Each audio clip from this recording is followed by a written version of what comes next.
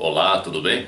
Vamos falar sobre o carnaval? O que é que você acha do carnaval? Se você gosta de carnaval, se você é fã de carnaval, talvez seja melhor nem perder o seu tempo. Eu não gosto de carnaval, então a minha opinião será parcial. Não poderei agir com imparcialidade, mas vamos tentar tratar do assunto sem cometer exageros. Os críticos, os detratores do espiritismo muitas vezes confundem conceitos. Para eles, os conceitos de espírito, demônio, fantasma, assombração é tudo muito nebuloso. Não percebem eles que o espírito é o princípio inteligente individualizado. Nós somos espíritos encarnados e aqueles que já morreram são espíritos desencarnados. Todos são espíritos. O que nos diferencia dos espíritos desencarnados é que nós estamos aqui revestidos com este corpo físico. No mais, não há grandes diferenças não. Quando eu morrer, quando você morrer, nós iremos continuar com as mesmas ideias, os mesmos pensamentos, os mesmos gostos, os mesmos desejos, os mesmos interesses. Alguma coisa vai mudando com o tempo, mas nós não deixamos de ser quem somos apenas por abandonarmos este corpo físico. Então agora que se aproxima o carnaval, está chegando o carnaval, milhões de pessoas estão se preparando aqui no Brasil para festejar o carnaval. Do lado de lá, do lado dos desencarnados, é a mesma coisa. As pessoas que gostavam do carnaval, gostavam destas festas, quando estavam aqui encarnados conosco, permanecem gostando.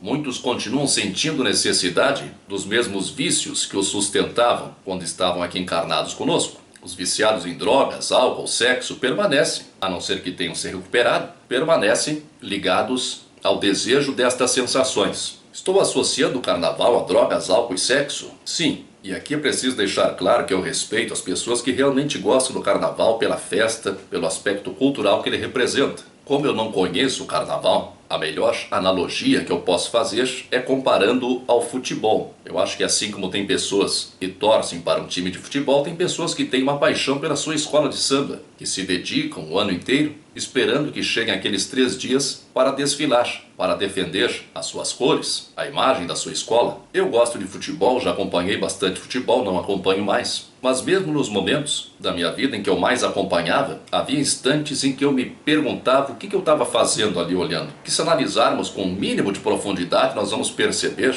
que não tem muito sentido 11 homens de cada lado correndo atrás de uma bola, tentando colocar a bola entre 3 paus, e dentro desses 3 paus tem um homem que pode agarrar a bola com as mãos. É no mínimo estranho, para não dizer infantil ou primário, mas as cores daquele time, alguma coisa naquele time faz com que nós nos identifiquemos com ele e isso desperta as nossas paixões, que ainda são indício de animalidade. E a paixão de alguém pela sua escola de samba deve ser semelhante à paixão de um torcedor de futebol. O desfile, as cores da sua escola, o nome da sua escola deve despertar dentro dele uma paixão que aqueles que não acompanham o carnaval, que não conhecem o carnaval, não conseguem compreender. Então eu os respeito assim como respeito qualquer torcedor de futebol. Mas nós sabemos que a maioria não procura o carnaval por amor à escola de samba. Eles procuram o carnaval pelo que o carnaval representa. Ou melhor, pelo que o carnaval apresenta, que é esses dias de liberalidade, de vale tudo. Todos os anos, paralelamente às análises sobre desfile, sobre escola de samba, nós vemos os crimes passionais, as bebedeiras, o abuso de drogas, os acidentes de trânsito, gravidez indesejada, estupros, sem falar no desperdício de dinheiro público. Eu moro em Porto Alegre, fiquei sabendo que a despesa da prefeitura com o carnaval de Porto Alegre é de 3 milhões de reais. 3 milhões de reais? 3 milhões de reais de recursos públicos para 3 dias de festa, que é uma minoria que gosta. Se consultasse a população para ver se aprovam que esse dinheiro seja aplicado no carnaval, dificilmente iria aprovar.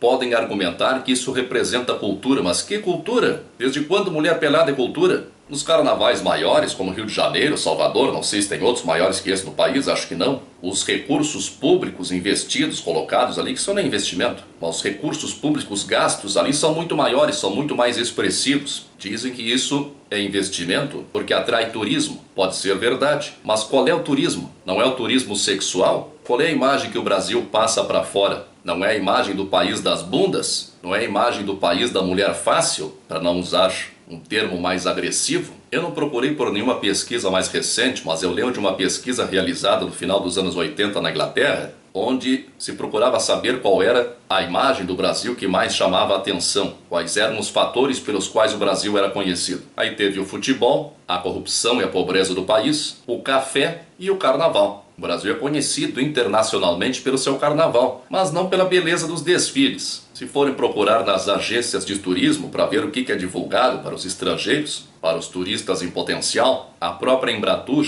antigamente, ao divulgar as atrações turísticas do Brasil, em meio às belezas naturais, tinha lá uns pedaços de bundas. É essa a imagem que o Brasil passa para o exterior.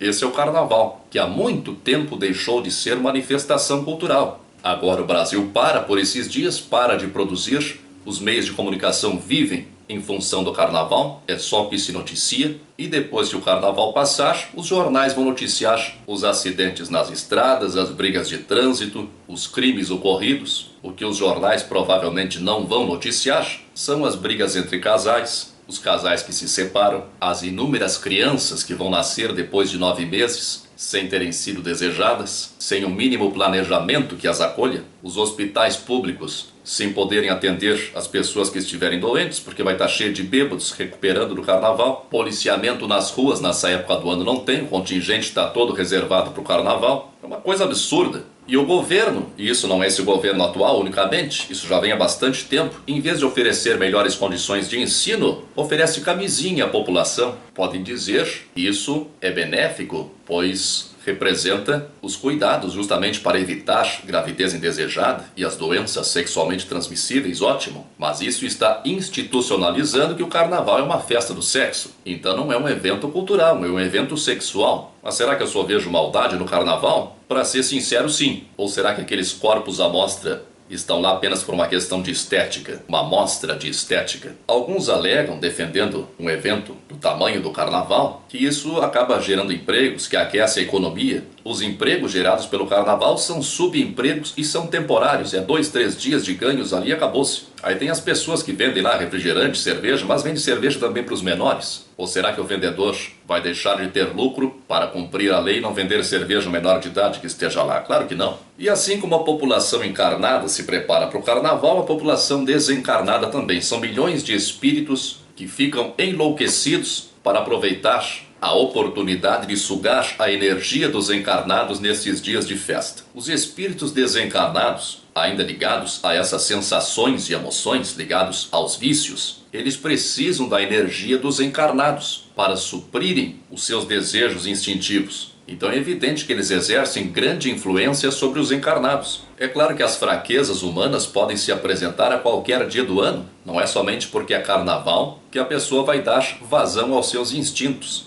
Mas não podemos negar o poder de influência exercido pela massa. Quando nós vemos, por exemplo, as barbaridades cometidas por uma torcida de futebol, quando há as brigas de torcida, quando um grupo grande de torcedores agride torcedores do time adversário, ou quando há, por exemplo, manifestações de racismo na torcida, ou quando a torcida xinga o juiz, isso são coisas que dificilmente aquelas pessoas individualmente fariam se estivessem sozinhas. Mas o poder psíquico da massa incentiva o ser humano a colocar para fora os seus instintos, dar vazão aos seus instintos. Se levarmos em consideração a influência dos espíritos desencarnados sobre os encarnados, todas essas manifestações instintivas são potencializadas. Então coisas que dificilmente a pessoa faria noutros dias, acaba fazendo ali no carnaval. Isso é inegável. Conheço espíritas mais conservadores, que analisam o espiritismo apenas pelo ponto de vista mental, que chegam à conclusão de que se a pessoa se cuidar, se a pessoa vigiar os seus próprios pensamentos, não importa se está em meio a outras. Então a pessoa pode ir no carnaval, pode fazer a sua festa, desde que não se deixe influenciar, está tudo bem. E isso é verdade. Mas é muito mais difícil vigiar a si mesmo, controlar os seus pensamentos, as suas atitudes, quando se está em meio a milhares, dezenas de milhares de outras pessoas, do que quando se está sozinho ou num grupo pequeno.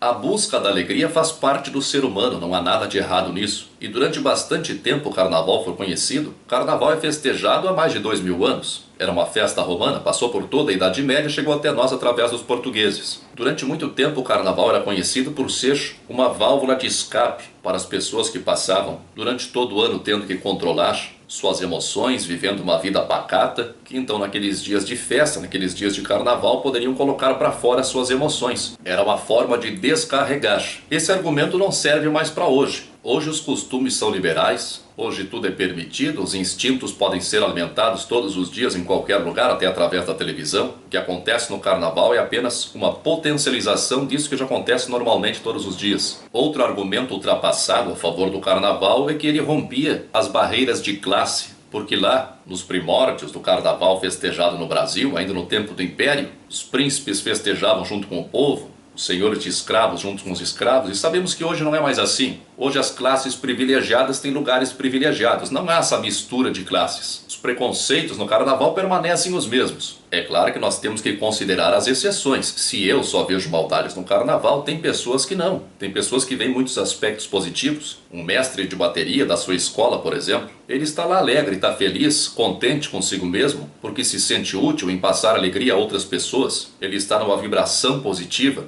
muito superior a algum crítico exacerbado do carnaval, por exemplo. A pessoa que morre de ódio de carnaval. Não é o meu caso, eu apenas não gosto. Mas tem pessoas que têm ódio do carnaval, principalmente aquelas pessoas viciadas em televisão, que nos dias de carnaval têm a sua programação interrompida pelos desfiles das escolas de samba. Então eles destilam ódio, eles ficam numa vibração muito mais pesada do que algumas pessoas que estão lá dando alegria a outras. Mas isso são exceções. Se é verdade que a pessoa pode cometer erros em qualquer dia do ano, em qualquer circunstância, em qualquer lugar, também é verdade que esses erros têm uma probabilidade muito maior de serem cometidos numa ocasião como o carnaval, em que tudo parece ser desculpado e em que o entusiasmo gerado pelo grande número de pessoas, pela influência espiritual, pode favorecer a pessoa a praticar um ato que fere os seus princípios normalmente. Todos os crimes, todos os grandes erros, eles são decididos num determinado instante. Às vezes é um segundo que determina a decisão de uma pessoa de cometer um crime ou de fazer uma coisa muito errada. E é claro que o carnaval favorece isso. O clima propiciado pelo carnaval favorece isso. Para o espírito, esses 3 dias de festa e folia podem representar 3 séculos de grandes responsabilidades na colheita daquilo que foi plantado. Os erros, as irresponsabilidades cometidas pelo espírito nesses 3 dias podem acarretar 3 séculos de grandes problemas. Aqui na questão 713 do Livro dos Espíritos, Allan Kardec pergunta: traçou a natureza limites aos gozos? Está perguntando se a natureza impõe algum limite para os prazeres humanos. E a resposta diz que sim, para vos indicar o limite do necessário. Mas pelos vossos excessos chegais à saciedade e vos punis a vós mesmos. Nós sabemos dentro de nós, no nosso íntimo, até onde nós podemos ir. E a maioria das pessoas quase sempre respeita esse limite. Mas em meio à euforia causada pelo grande número de pessoas, pela ilusão de que tudo é livre, de que tudo pode,